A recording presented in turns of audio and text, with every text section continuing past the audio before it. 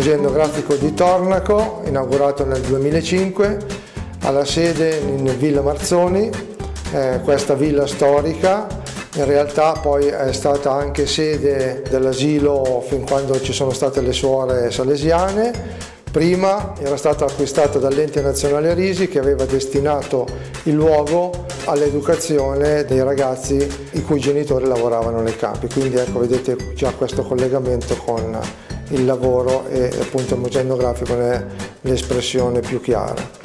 Il museo è caratterizzato dalla coltivazione del riso, per cui io mi sentirei di suggerire al visitatore di cercare in questa coltivazione l'elemento fondamentale che caratterizza il museo e trova sicuramente oggetti che non è facile riscontrare in nessun altro posto.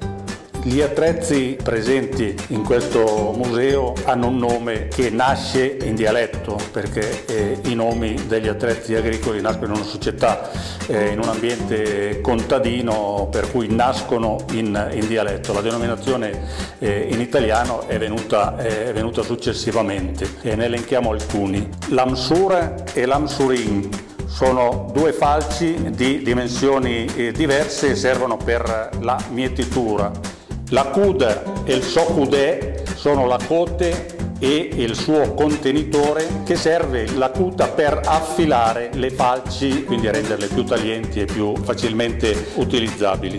Da qui viene anche un modo di dire gilà cumen cudè, gelato come il cudè, quindi questo contenitore della cote, gilà per il fatto che era gelato perché conteneva acqua e quindi era sempre freddo.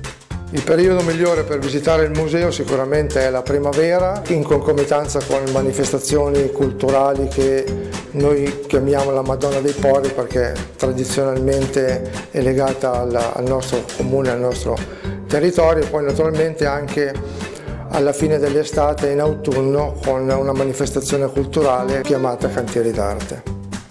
Il territorio, oltre al museo, offre anche altre attrattive, l'orografia stessa del territorio, la campagna che al cangiare delle stagioni offre situazioni diverse.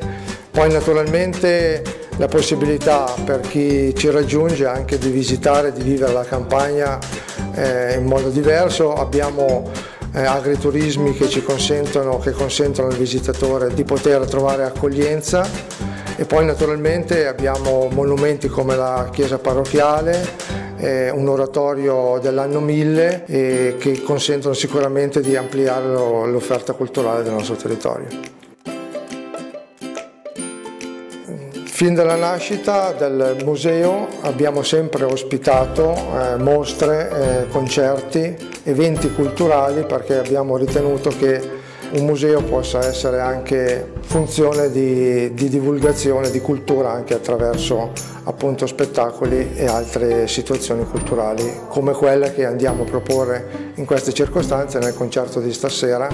Riuscire a proporre il cantautore al museo è un'ulteriore riprova delle nostre intenzioni che da sempre cerchiamo di esplicitare con la cultura.